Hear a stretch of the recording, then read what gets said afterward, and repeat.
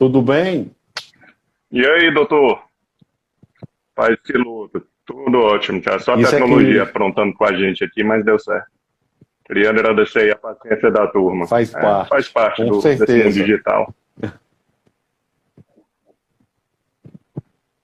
Meu amigo, que prazer tê-lo aqui para esse nosso bate-papo. Hoje a nossa conversa é um assunto que existe uma cortina de fumaça de desinformação e informações contrárias, né, sobre o uso da maconha. Em nenhum momento essa live é tendenciosa, a ideia não é essa, a ideia é trazer informações científicas, né, bem embasadas, informações atualizadas, né, para que as pessoas com a informação façam o melhor uso, façam suas escolhas. Né?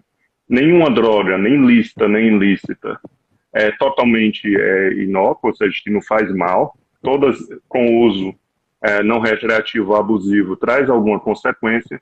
E é o que nós vamos iniciar essa conversa hoje, é um assunto extenso. Como tudo na vida, tudo que for falado aqui, cada cabecinha que está nos assistindo vai processar de uma maneira, e nós sabemos que o cérebro humano ele tem um viés de confirmação, então ele vai pegar essa informação e tem uma tendência de confirmar o que já acredita sobre o assunto.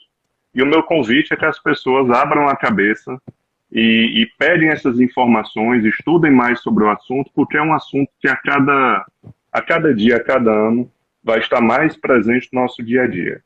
Né? Prejuízos psicossociais, ou seja, na vida do indivíduo, nada causa nada. Né? O ser humano são múltiplos fatores. Então, nós vamos hoje passear desde a parte biológica à parte comportamental.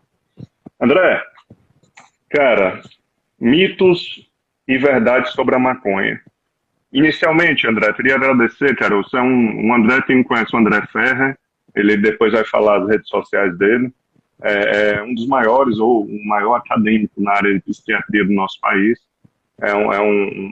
Um expert em bipolaridade e outros transtornos.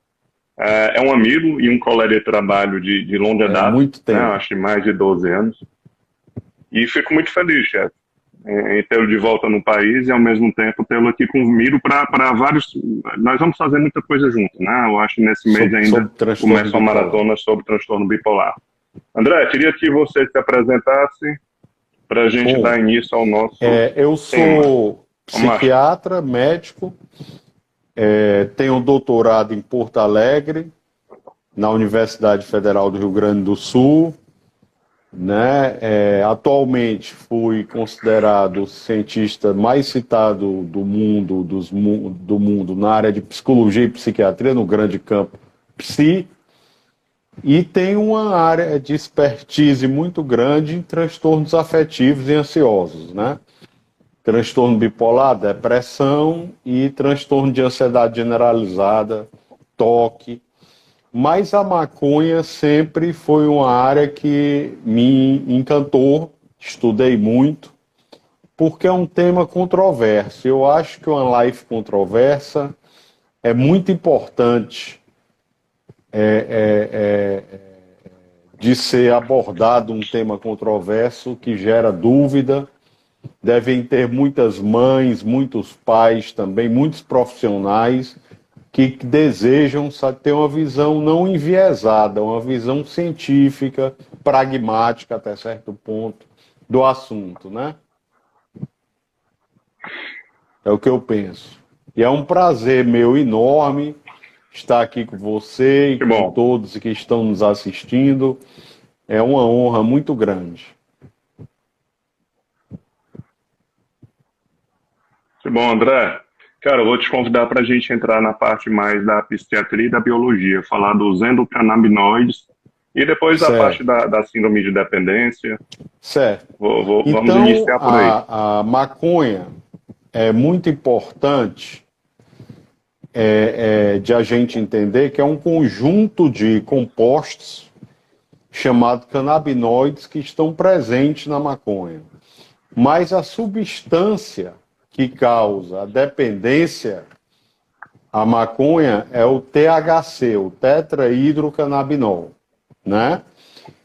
E há receptores no cérebro, né, receptor CB1 dos endocannabinoides, que são as maconhas, o THCs endógenos, né, que são muito importantes na neurotransmissão, na neuromodulação, modulam vários sistemas cerebrais, como o sistema do GABA, do glutamato, que são termos mais técnicos que eu não quero entrar. O que é importante é que os receptores são onde se ligam os endocannabinoides, né? E onde permite a comunicação entre os neurônios. A maconha existe uma grande possibilidades, né? Desde o uso recreacional até a dependência, a transtorno por uso de canabinoides. Então, não há mais dúvida que a maconha causa dependência.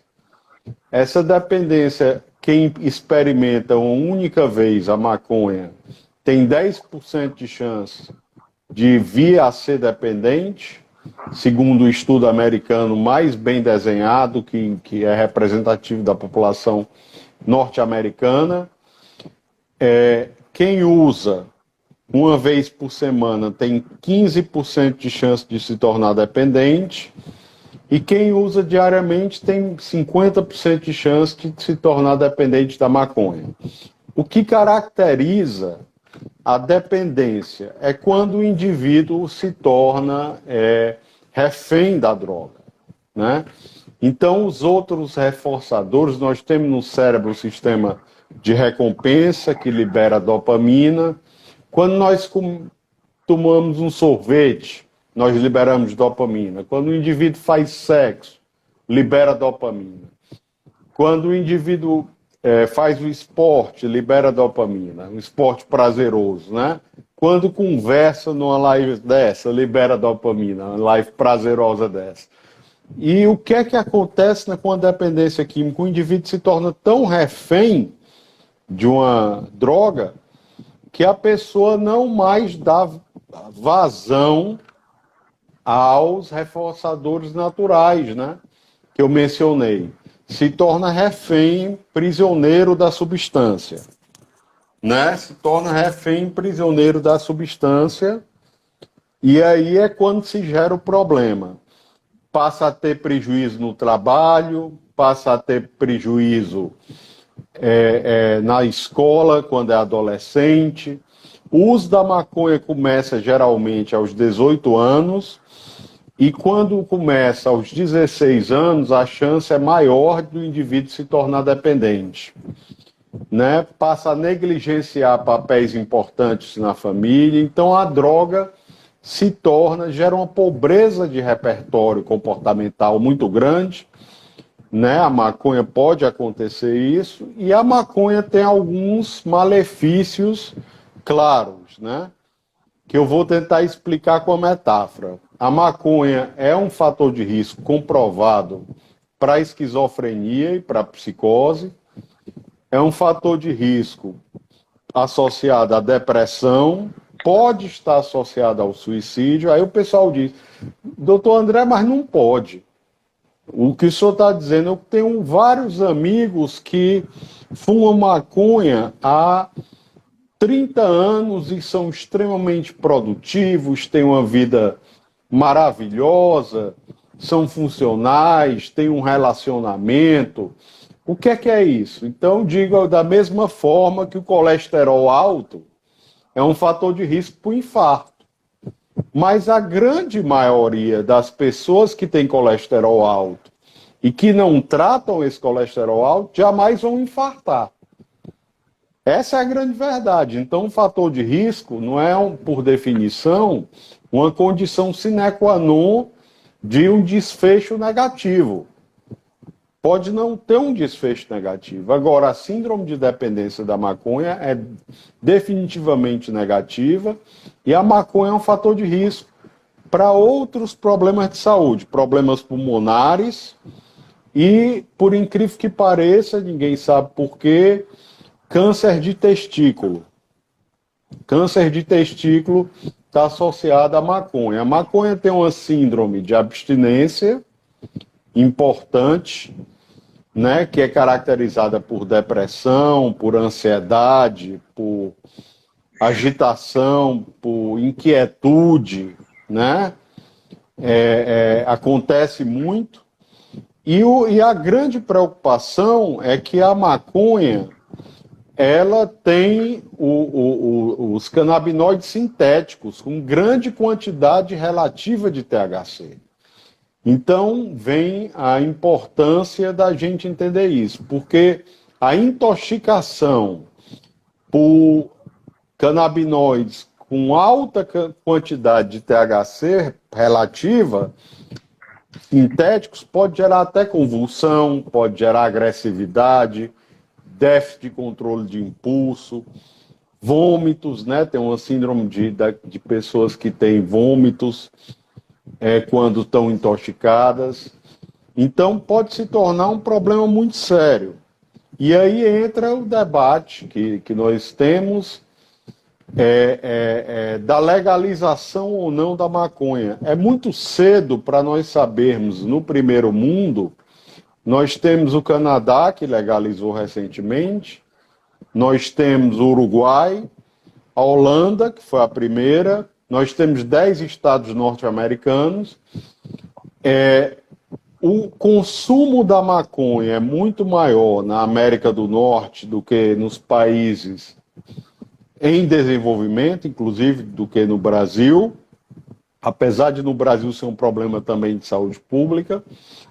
E o que se sabe é que quando foi legalizado, surgiu maconha de alta potência, canabinoide de alta potência, com alto índice de THC, com preço, com custos mais baixos, e a indústria da maconha se tornou um negócio bilionário nesses países, né?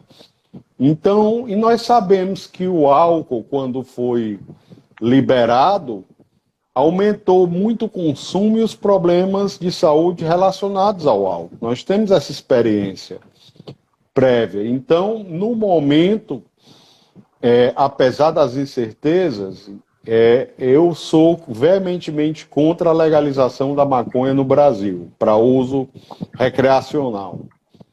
Por todas essas razões que eu falei, pelo risco de facilitar o acesso à maconha, a canabinoides sintéticos com alta fração relativa de THC. André, o que é que a ciência fala em relação à idade de quem usa? Por exemplo, qual é o maior risco, se é um adolescente, se é um adulto? Existem estudos importantes sobre isso? O risco é maior na adolescência e, sobretudo, quando começa aos 16 anos ou mais novo, o indivíduo, maior risco de ter síndrome de dependência. E o risco de psicose ou esquizofrenia é maior quando o uso ocorre na adolescência. É um período crítico de vulnerabilidade a vários transtornos mentais, né? E nós mesmos fizemos um estudo na adolescência e publicamos numa série de países, mais de 45 países, que o uso da maconha estaria associado à tentativa de suicídio entre adolescentes, né? Apesar da causalidade ainda não poder ser determinada, né?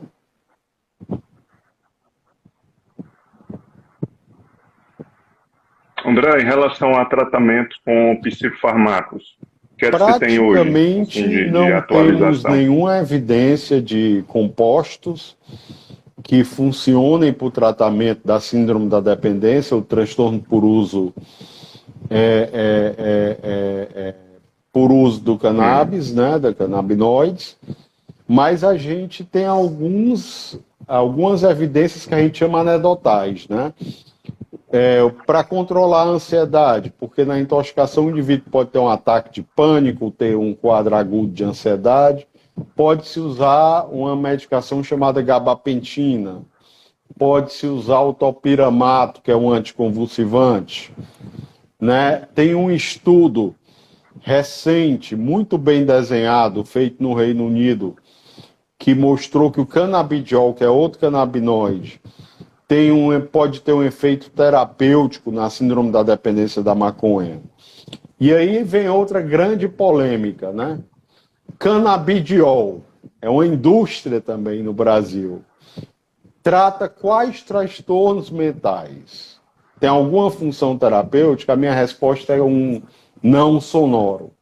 Nós não temos nenhuma evidência conclusiva de que o canabidiol trate depressão, trate ansiedade, trate esquizofrenia. Não há ensaios clínicos randomizados que provem essa eficácia, né? E independente da substância advir da natureza ou não, sem ensaios clínicos randomizados, você não pode estabelecer eficácia na medicina de uma droga. Então, não há evidência nenhuma em favor do canabidiol, exceto esse estudo, que ainda, apesar de bem desenhado, é só um estudo, nós precisamos de replicação.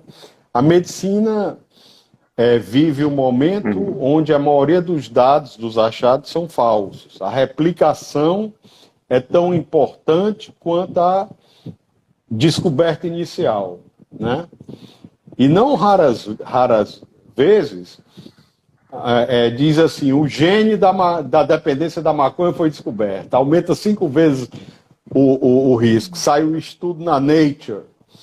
Aí, depois de 15 anos, sai mais uns 30 estudos e mostram que não aumenta 5 vezes, aumenta, na verdade, 10% o risco.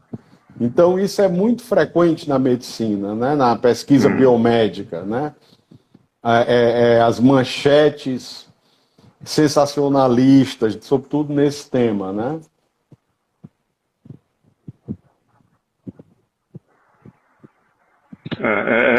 Na clínica, André, eu e você recebemos muitos casos em que você vê que o uso da maconha naquele sujeito é recreativo, ou seja, é algo ocasional. E outros pacientes, o dia dele já gira em torno de usar 2, 3 vezes maconha e ele não consegue funcionar bem sem isso, o que caracteriza um estado de dependência, né?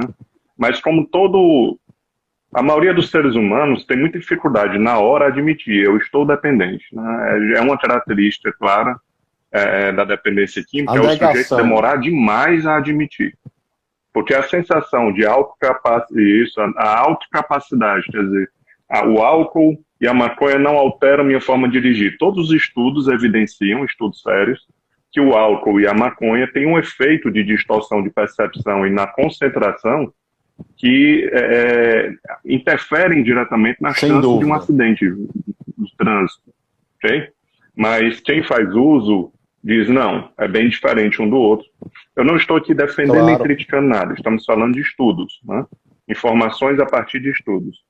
E como você estava dizendo, quando a gente fala maconha, a gente não está falando de um Guaraná, de uma Coca-Cola, que você sabe o que tem ali dentro.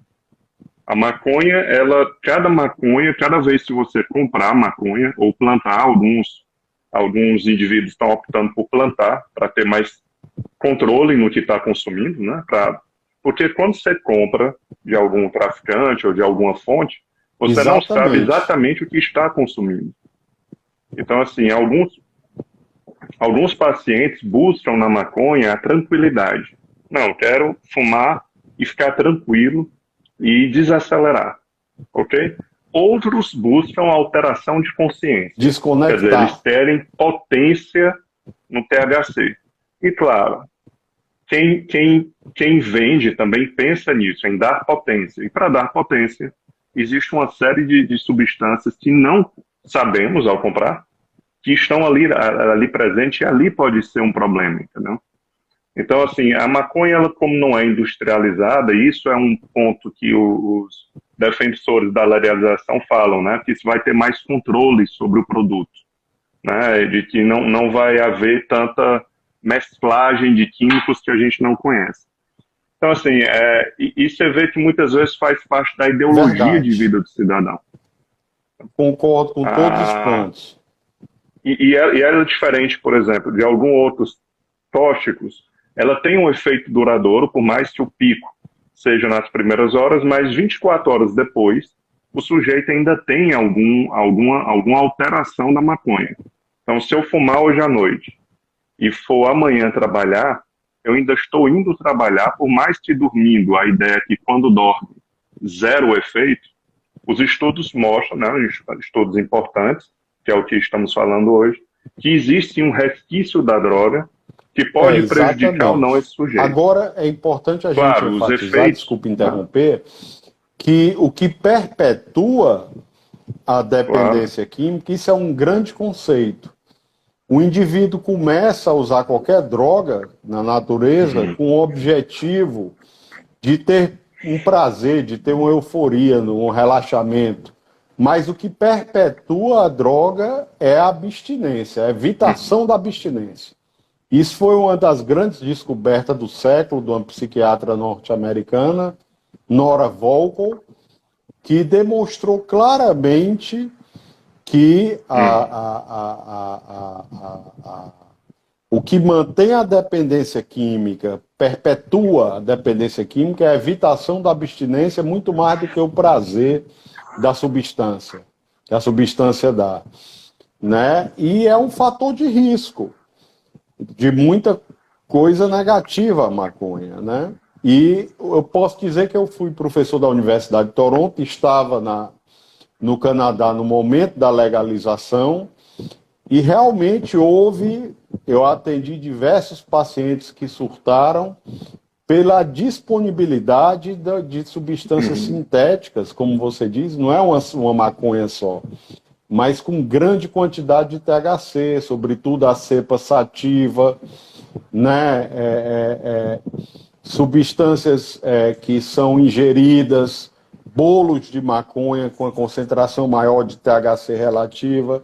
Então eu tive essa oportunidade e testemunhei, apesar de as evidências ainda precisarem de mais tempo para ver o impacto real na saúde pública da maconha, da legalização da maconha, nós sabemos, por exemplo, que o Uruguai é o país subdesenvolvido onde mais se usa maconha. E desde 2011 vem numa crescente. Então a legalização sou contra por todas essas razões, né? E tem uma coisa que eu gostaria de falar aqui, que é muito importante, que é muito controversa também. Será que a maconha seria uma porta de entrada, um gateway, como dizem os americanos, para outras drogas? Não está provado. Nós não temos evidências convincentes para isso. Porque pode ter diversos confundidores, né? Por exemplo, o indivíduo que usou a maconha uma vez é porque tem muitos colegas na adolescência que usam diversas drogas e não há uma relação causal demonstrada, que é de o indivíduo usar maconha, ele vai usar outras drogas, apesar de na clínica ser muito frequente o indivíduo não usar somente a maconha. E aí é importante, sobretudo, quando o indivíduo fuma cigarro e usa maconha, que tem sintomas de abstinência mais severos, é mais difícil abandonar a maconha, atingir a abstinência, e é maior o risco de ter a síndrome da dependência pela maconha, quando usa cigarro concomitantemente. Então isso é muito importante de ser dito, né? E também o risco do transtorno bipolar. 20% dos pacientes bipolares usam maconha e na adolescência está associado a episódio maníaco, que é o episódio de euforia do transtorno bipolar, que nós vamos abordar na nossa maratona de lives, que vai ser subsequente, toda quinta-feira, esse horário, das 8 horas, né? E todos estão convidados. É isso aí. André, há 50 anos atrás, eu estava estudando a concentração de THC na maconha, né? E tem aumentado. Antes era 5% e foi para 15%, hoje se fala em 20%, 25%. Então não é a mesma substância dos anos 60 e 70, que tinha uma incidência muito grande, né? As alterações que a maconha causa a nível de percepção, distorções na percepção, nas sensações, né? O aparelho sensorial fica um pouco mais aguçado em algumas pessoas. E se de repente o sujeito tem um trabalho que não exige dele muita concentração, muita atenção, e exige uma maior sensibilidade sensorial, muitos deles usam, e aí sim geram uma dependência psicológica, porque sem aquela substância, eles consideram que ficam fracos. É como se eu estudasse sempre com Ritalina, e no dia que eu não tomar Ritalina, eu vou me sentir menos inteligente, menos rápido. E eu só vou estar sendo eu normal. Só que eu me acostumei com a nova referência. Né? Então, no começo do uso, né, quem começa a fazer o uso da cannabis sente mais esses efeitos, né? Amplitude de movimento, leveza, hipersensibilidade sensorial, o sexo fica melhor. Então, assim, parece que todos os prazeres vão ser potencializados e vão ganhar um upgrade com o uso da substância, como acontece com o álcool também. Então, as drogas dopaminérgicas, elas têm esse efeito de potencializar o prazer das coisas, até que o uso se torne um uso diário e mais longo. E aí o que se vê é o contrário, é que existe a tolerância da substância, né? O cérebro ele se habitua com aquela substância e o sujeito passa a não ter muito isso. Ele passa a não ter tantas essas sensações de alteração de consciência que ele curte, mas se ele parar, ele vai ter insônia, vai ter irritabilidade, vai ter, então, como você disse, a ciência chama de reforço negativo, né? Quando o cérebro humano ele é tão louco por alívio que tudo que alivia vira um grande xodó do ser humano, né? Desde substâncias lícitas, remédios. Mas o mais importante, com o passar do tempo, é notado uma queda de libido do indivíduo, quer dizer, ele passa a procurar menos todos os reforçadores naturais. Né? Passa a procurar menos sexo, menos contato social, se torna mais socialmente isolado.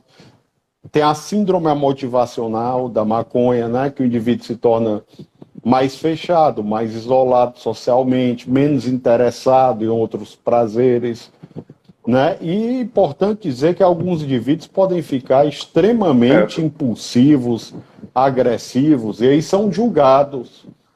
Né? É uma doença, né? A dependência da maconha, como outra qualquer. E ele passa a ser julgado não negativamente, só, porque diz, é o eu dele, ele ficou, como você mesmo disse, agressivo, ele é um agressivo, ele é um abusador. Não é, porque realmente ele é doente, ou ela é doente da maconha. É mais frequente entre os homens ainda, mas na verdade é uma doença que ocorreu, né? Que o indivíduo fica mais impulsivo, mais agressivo, mais irritado, quando atinge um grau de dependência, sobretudo moderado a severo, né? Então, é importante a gente enfatizar isso, que é uma doença como outra qualquer.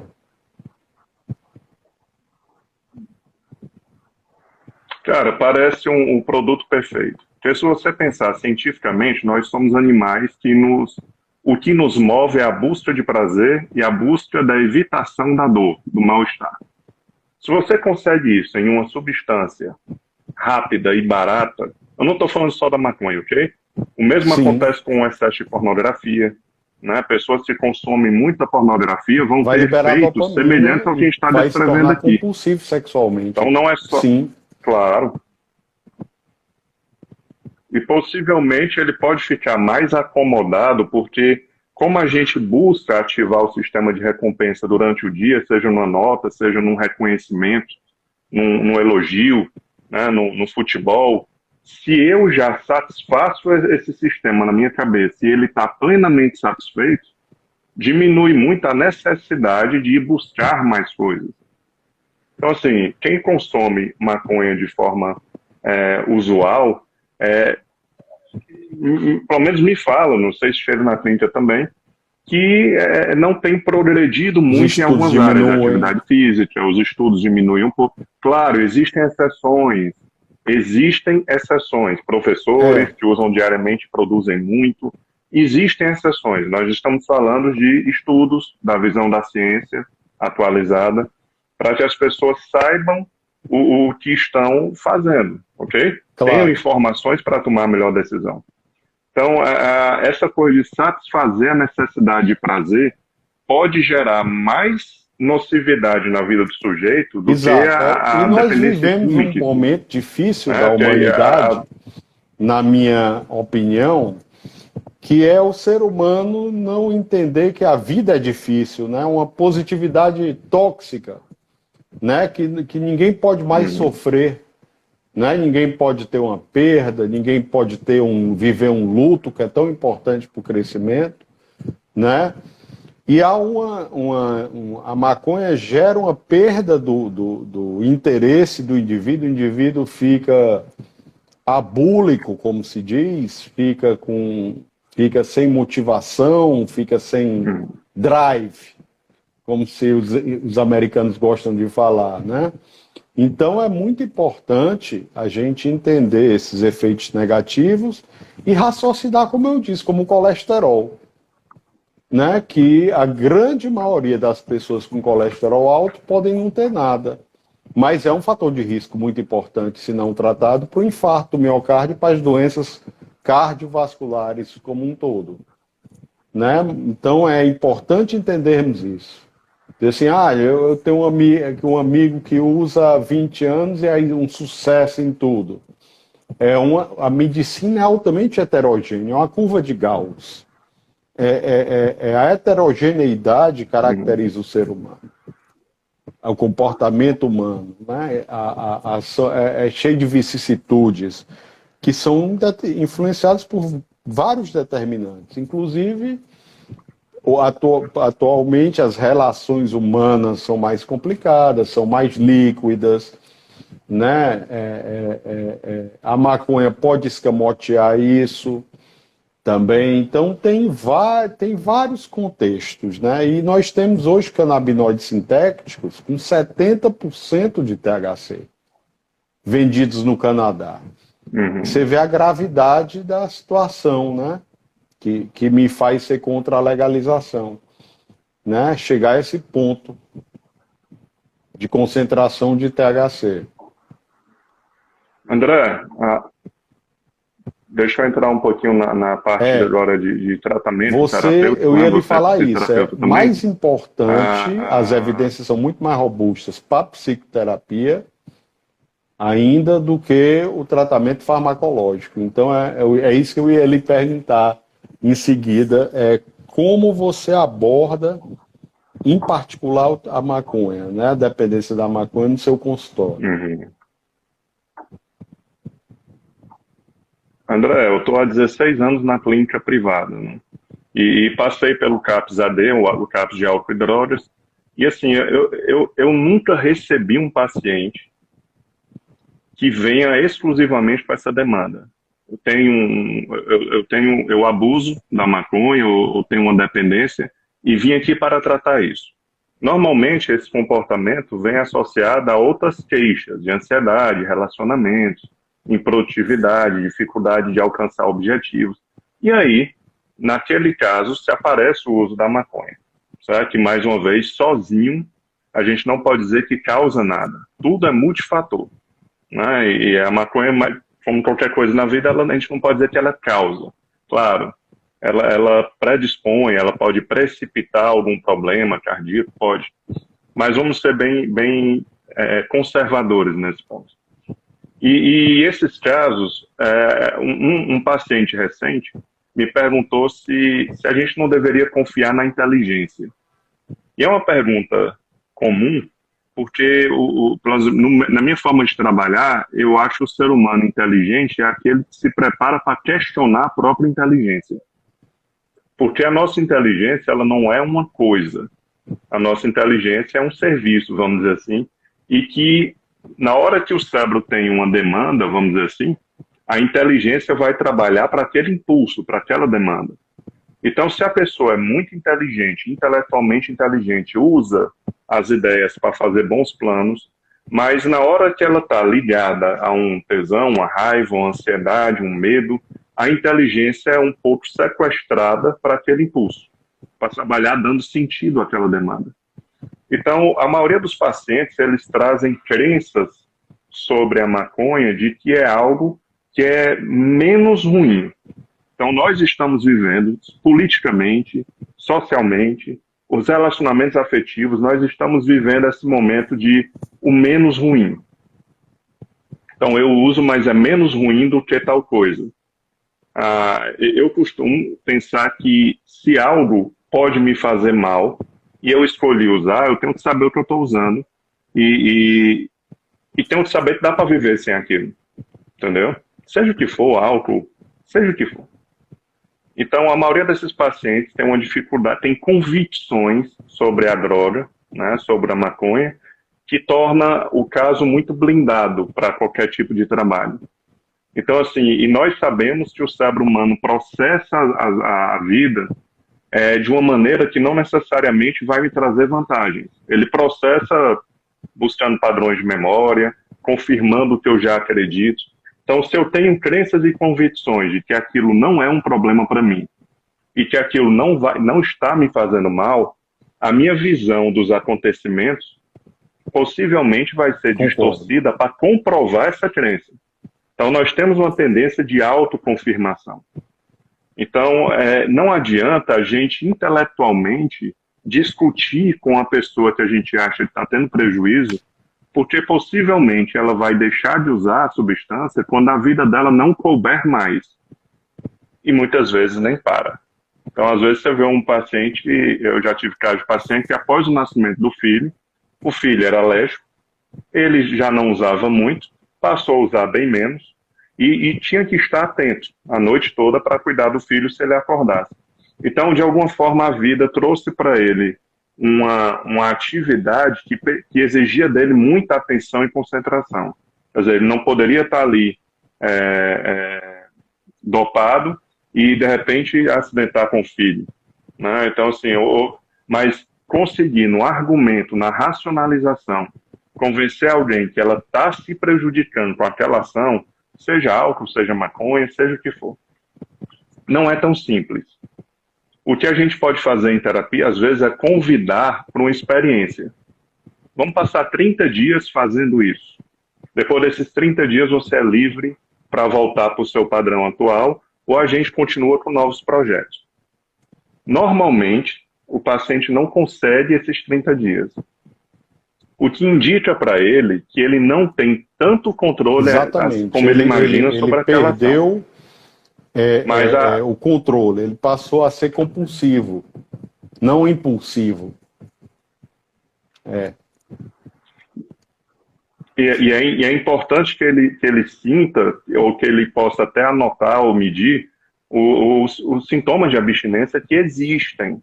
Quem disser que não existe sintoma de abstinência, de uma parada, de quem usa 2, 3 cigarros por dia, quem disser que não existe, está mentindo. Existe. Pode ser um evento camuflado por uma depressão, por uma bipolaridade. Não, já sou irritado mesmo. Eu estou assim porque é o clima que está ruim. Então, o cérebro ele é muito defensivo, né? O sujeito acaba defendendo muito a ideologia dele, a convicção dele, e esse é o maior problema da terapia. O maior problema da terapia não é o sujeito parar. Eu estou sendo bem honesto. Né? Os pacientes que eu acompanhei que decidiram não usar maconha, ou pelo menos usar de forma recreativa, e eles estavam conscientes, através da psicoeducação, né, que é explicar para o paciente o que acontece dentro dele, tanto na parte bioquímica, na parte comportamental. Então, um paciente com autoconhecimento, bem desenvolvido pela terapia, com estratégias e técnicas de mudança de padrões, você vê que a saída da maconha é até mais rápida do que a saída do cigarro. E é muito mais fácil do que a saída do álcool, que é uma droga lícita e uma droga social. E a literatura, eu queria só complementar depois, é o sujeito fazer o custo-benefício. Dizer que nós sabemos da literatura do álcool e sabemos da literatura da maconha, que o menos pode ser mais. Não é que às vezes você simplesmente convidar o paciente a uma reflexão do uso, a motivação, né, uma entrevista motivacional, que é uma técnica que devia ser ensinada a todo psicólogo, psiquiatra, todo médico, todo enfermeiro, todo profissional de saúde. Né? De 2 sessões, às vezes atinge uma diminuição do uso da maconha e do álcool de uma maneira importante. Às vezes, intervenções muito breves, né? Tem um impacto enorme a nível de saúde pública. Isso eu queria enfatizar também, né? Que às vezes o ser humano chega, eu concordo com você, você foi muito claro na definição, num estado de pré-contemplação, né? Ele nem está contemplando que aquilo é um problema, ele nem está pensando como se fosse um problema, por mais evidências que confirmem. Então você tem que chamar, via motivacional, o sujeito para uma reflexão. Mas vem cá, quais são as vantagens e as desvantagens, né? O que é que você pode ter perdido? Vamos ouvir os familiares, né? A informação colateral, ouvir sua esposa, o que é que ela acha que você pode ter perdido com isso, ou deixado de conquistar, isso é importante também, né? A família, porque a dependência química, ela é uma doença familiar, né? Nós sabemos, por exemplo, que a esposa se torna codependente, muitas vezes, né? Passa a viver em função do álcool do marido, passa a viver em função da maconha do marido, então é uma grande doença familiar. Que ela nasce e ela se perpetua no seio de uma família. Isso é importante. Você, como terapeuta de casal, sabe isso mais do que ninguém, né?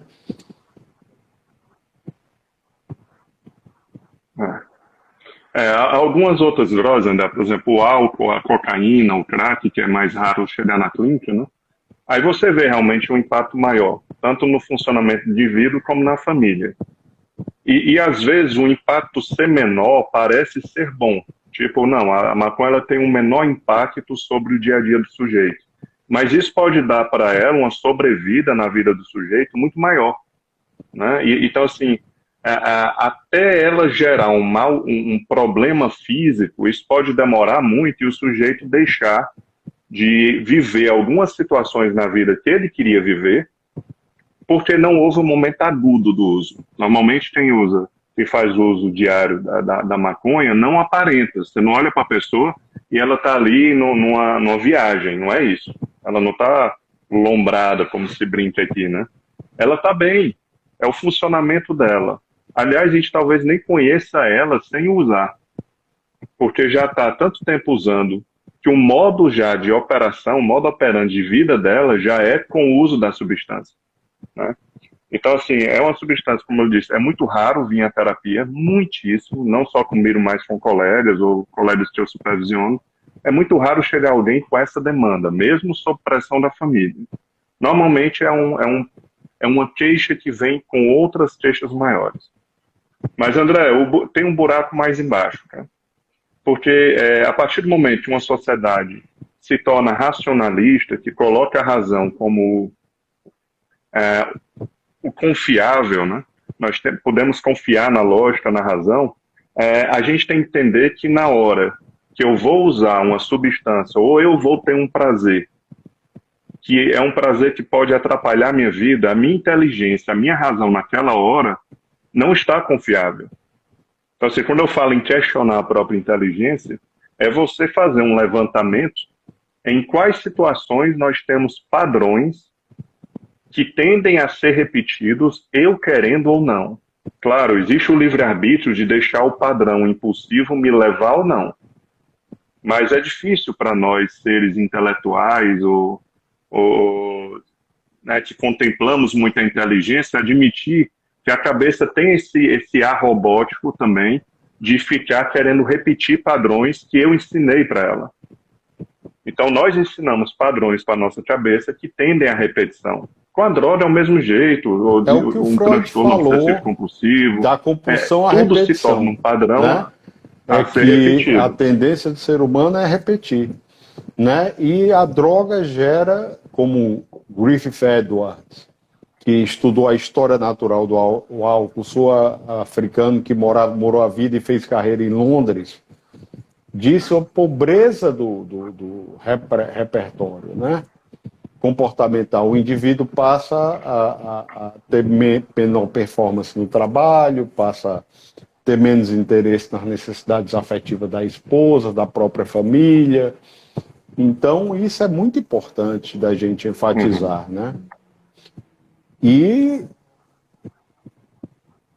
E no contexto, é um dado importante, André, no contexto, pelo menos no contexto de Fortaleza ou São Paulo, que são os tantos que eu ainda rodo, é muito mais comum, é muito mais, é, sei lá, todos, eu acho que quase todos vão ver isso, é uma maior verdade, os prevalência do dados uso por mostram homens, isso. né? Então, a maioria dos casos são homens e jovens, né? Homens jovens. E existe uma queixa, normalmente, da companheira, ou de quem convive, dessa pobreza comportamental da pessoa não ter proatividade. Isso é uma queixa comum. Claro que nós não sabemos o quanto a maconha tem influência nisso, ou quanto o sujeito já tem uma personalidade passiva, não proativa. Mas é um dado que eu estou dizendo de empirismo clínico, né, que a gente vê na clínica. Então, essa reclamação do companheiro ou da mãe, do pai, por uma falta de atitude em ajudar em casa, ou a pessoa acaba ficando um pouco mais introspectiva e curtindo ali a vidinha dela. E aí podem dizer, fulano é egoísta, fulano é individualista. É. Né? Ele fica ali na dele só vendo televisão, jogando videogame, porque a pessoa realmente fica um pouquinho mais reclusa. Não é uma droga excitatória, como a cocaína que muitos usam e vão para uma festa e se tornam deuses numa festa. É uma droga geralmente de contemplação, de curtir ali um ambiente. Mais uma vez, uso recreacional é uma escolha, entendeu?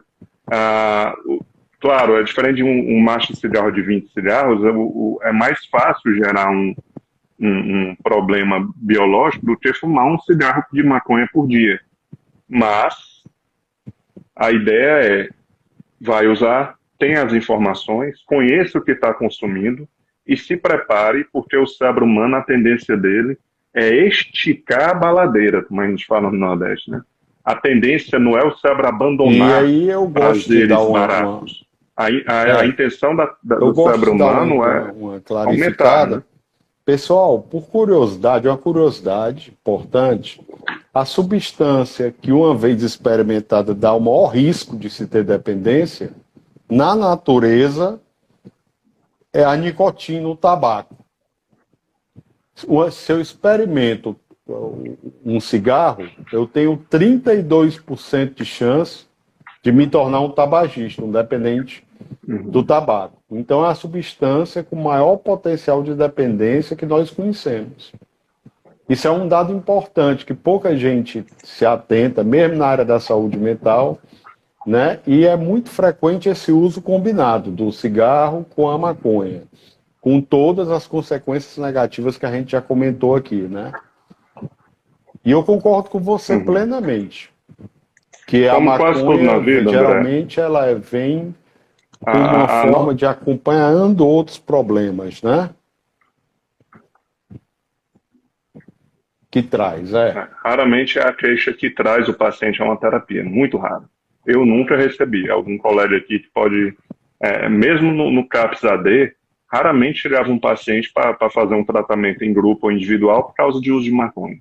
Muito raro. Eu não acompanhei no tempo que eu estive lá. Não vi nenhum caso, nem com colegas. O ser humano, André, ele tem uma predisposição para gostar de rituais, né?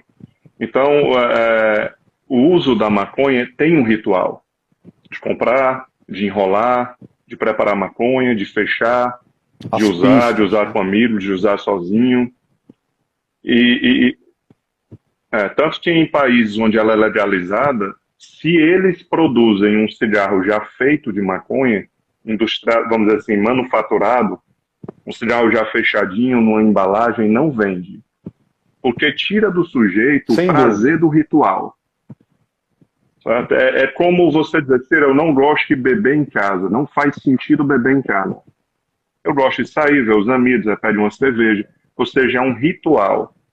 Então, a maconha, ela tem os seus rituais em grupo e tem seus rituais individuais. E o cérebro humano, do mesmo jeito que ele gera ansiedade, ele ativa a ansiedade de forma antecipada, ele também ativa o prazer de forma antecipada. Então, a partir do momento que o sujeito vai comprar a substância, ele já é visitado por uma emoção, Sim. um prazer antecipatório. Quer dizer, não é só o uso da droga, é todo o circuito do ritual que Apesar de a gente preenche a ter que rotina e o enfatizar de padrão da novo, vida né, do aquela sujeito, questão, entendeu? que a Tá. abstinência é mais do que o prazer, a perpetuadora do uso da substância no longo prazo. Quando o indivíduo atinge a compulsão, a dependência, né? Isso é claro, é demonstrado, né? E a pista que você falou é verdadeiro. O cérebro libera dopamina em grande quantidade quando ele vê, por exemplo, num posto de gasolina, ele vai numa loja de conveniência e ele vê a seda da maconha. O indivíduo que é dependente da maconha libera uma grande quantidade de dopamina e gera um desconforto que o faz usar imediatamente aquela substância, às vezes, né? São a recaída.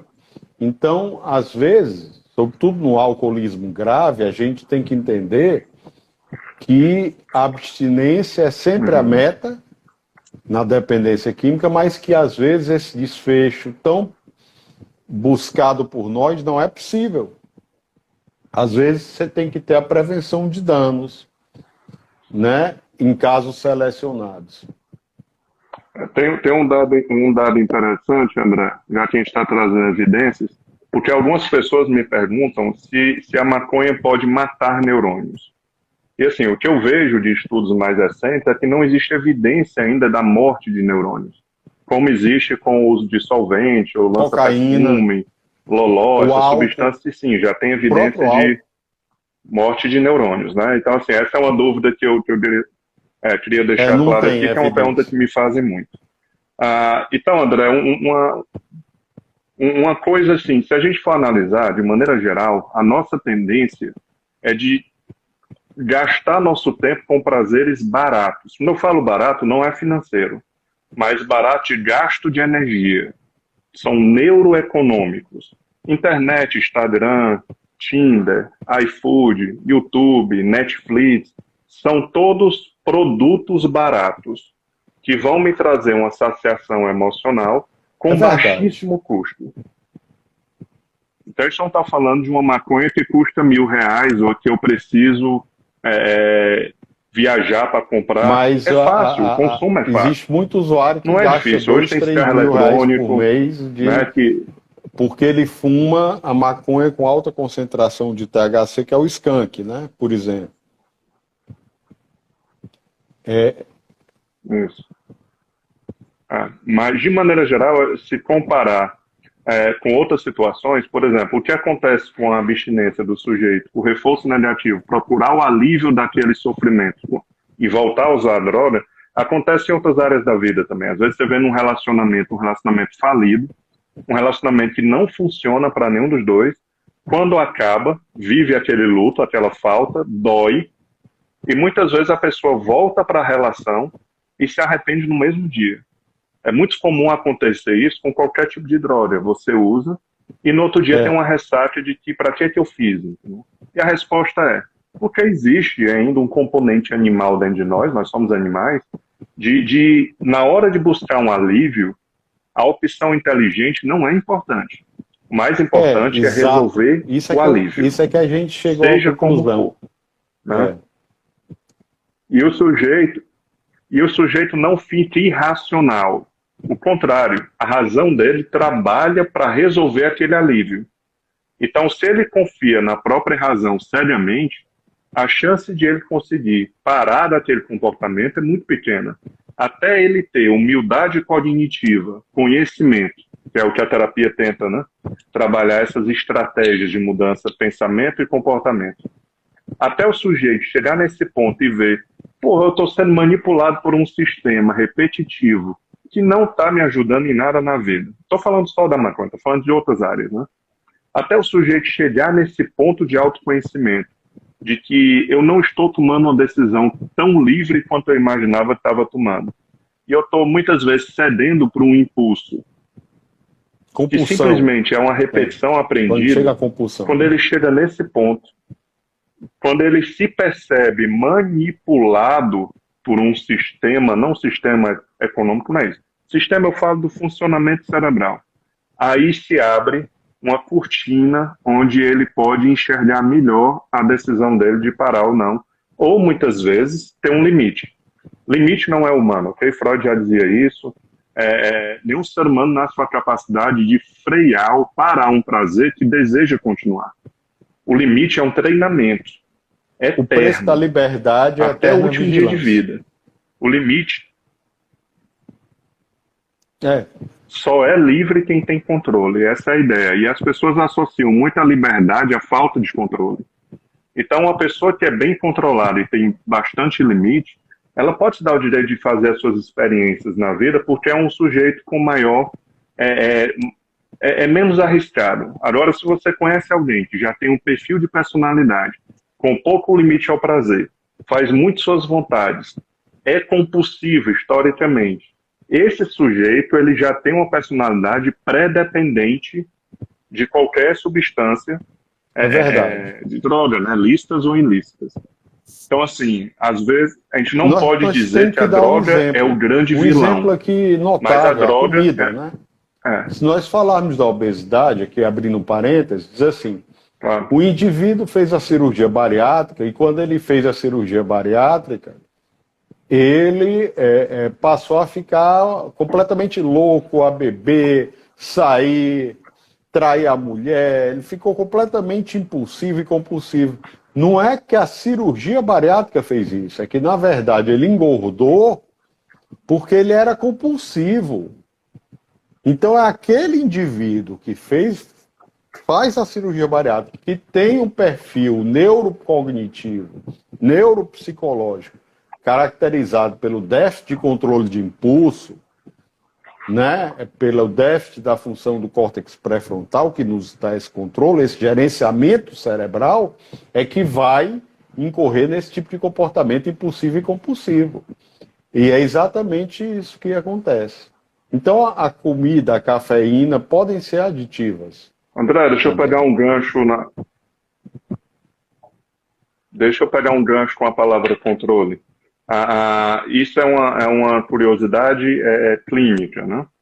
Então, assim, a maconha, ela gera modificações fisiológicas, mas se o sujeito vai curtir ou não o uso dela, depende muito do que ele vai pensar na hora. Ou seja, como ele vai processar aquela experiência na hora.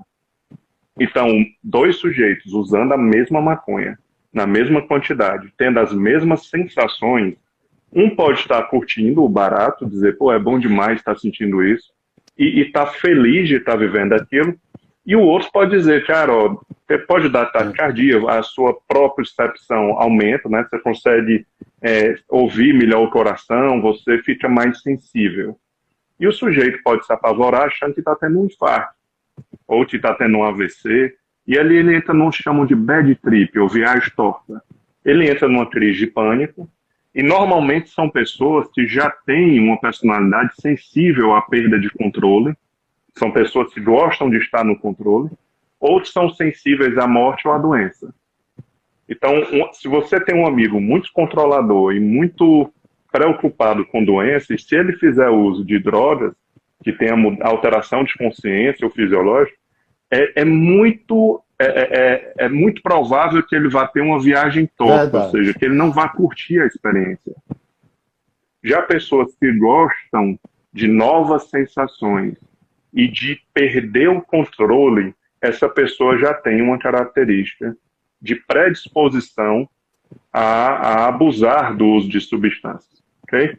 Então, assim, a personalidade, ela pode ser mais importante do que o que fez o sujeito usar ou não, quem começou. É uma personalidade mais vulnerável. Tem que analisar a maturidade. É verdade. Eu acho que... Isso. Nesses casos, é contraindicada até a experimentação. Então, se um sujeito chega para mim, se eu posso experimentar numa viagem, Tu acha, não posso, eu não sou, quem sou eu para dizer posso, mas você acha que faria mal eu experimentar maconha numa viagem e tal? E eu vejo que o sujeito tem um perfil muito bem terapeutizado e tudo, eu vou dizer, cara, é uma experiência que você pode, assim, eu não estou preocupado com isso, mas saiba que se for muito bom, sua cabeça vai querer repetir quando houver outra oportunidade.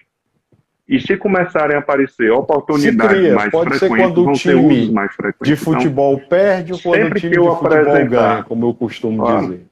Né? Então ele bebe quando o time ganha e ele bebe quando o time perde. Isso é muito importante, né? Se cria a ocasião, as pistas, a dopamina, né? Se cria a situação, né? Ele tem uma pobreza de repertório, ele tem que beber, ele só sai para se for para beber. E não só ele não vai sair se não for para beber. Se não tiver a bebida, ele não sai. Ele não consegue se encontrar com um amigo. Ele só sai se tiver a bebida. Então a bebida passa a reger os encontros sociais, a criar os ritos, né? Os rituais. E isso é tudo importante que a gente discutiu nessa live, né? E que são mitos e verdades. É exatamente o tema que nós escolhemos e é interessante. Deixa eu ver se tem alguma pergunta que me enviaram aqui, André. Se existe dose segura para consumo, se abre o apetite, se é nociva para a parte pulmonar. Acho que a gente conseguiu dar algumas respostas para isso tudo. Mas, André, é isso. Os estudos estão acontecendo mais do que nunca, né? Então, com a liberação em alguns países, é possível agora terem estudos com pessoas, né? Estudos de base com populacional, né? De base, pessoas que já estão acompanhadas, amostras representativas de uma então, assim, nação mais como respostas, o Canadá, ou de uma província como a de Ontário. Nós tínhamos dados.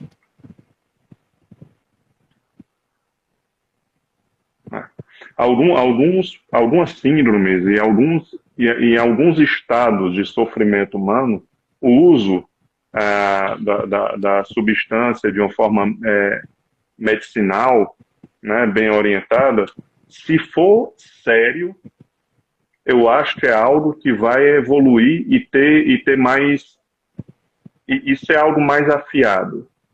Mas muitas pessoas usam isso como uma escada para conseguir as substâncias, não mais nos Estados Unidos, né? E conseguem ter acesso a uma substância de qualidade, de alguma forma manipulando o sistema de saúde para ter acesso àquilo. Tá bom? Mas eu ainda acho que daqui a um ano, toda essa nossa conversa já pode ter dados bem diferentes. Eu acredito que alguns não. E a tendência não é que a droga vá ficar mais simples e menos nociva e menos viciante. A tendência é sempre o aperfeiçoamento da droga para que ela se torne mais viciante, porque é a intenção do vendedor, é que a pessoa volte. Isso também vale para a comida, ok? E as pessoas lembrarem, prazeres baratos como a Coca-Cola, como a pornografia, tudo isso pode ser consumido. Mas se você usar demais, aquilo que é caro, como estudar, exercício físico, se dedicar à família, ajudar as pessoas, aquilo que é caro fica mais caro quando você consome muita experiência barata. Então isso está sendo visto, né? De que a pessoa que está muito tempo na internet, ela começa a ficar mais indisposta para qualquer coisa que exija mais gasto de energia. E temos que ver... Então, assim... Quando se usa uma substância... Pode concluir. Quando se usa uma substância ou se permite dedicar, pagar o preço, porque muita gente paga o preço, tem gente agora que está assistindo a gente que paga um preço pelo uso abusivo do Instagram, okay? De uma rede social. E se acostuma com o preço. É como se a pessoa simplesmente aceitasse pagar aquilo. Mais uma vez, se a gente soubesse que ia ficar deste tamanho, ou seja, é o mesmo que um paciente chegar, André, e dizer assim, pô, cara, eu tenho uma fobia elevador. Qual é o problema? Eu não tenho esse direito de ter uma fobia? Tem, mas a ciência tem que lhe informar que a tendência é alastrar esse medo. É que esse medo comece a ser disparado por mais situações. Então, quando a gente deixa algo quieto, a tendência é o aumento. Quando a gente tenta ter limite, pelo menos ficar onde está a gente consegue. Então, assim, a luta, ela não é uma luta para zerar as coisas, mas é uma luta para não deixar que aquilo prolifere e cresça de uma maneira que, quando eu ver, já foi. Nós somos animais que defendemos muito bem os padrões, bons e ruins, seja quais for. Terapia, medicação, religião, meditação, mindfulness, né? Existem evidências que pode ser importante para substituir as pessoas, por exemplo, que usam a maconha de uma forma como um ansiolítico. E que, na verdade, nem funciona tão bem, porque tem um efeitozinho rebote, Vem mais, com a retirada da ansiedade mais grave. E, sinceramente, existem medicações maior, como se fosse um Exatamente. rebote de um descongestionante nasal. Gera essa dependência, né? O reforço negativo. André, cara, eu vou fazer minhas considerações finais. É um assunto que, como eu disse no começo, tudo que foi falado aqui, algumas pessoas vão ouvir e vão processar as informações como são duas pessoas falando mal da maconha. Outras pessoas vão dizer, tá vendo, a maconha realmente é perigosa.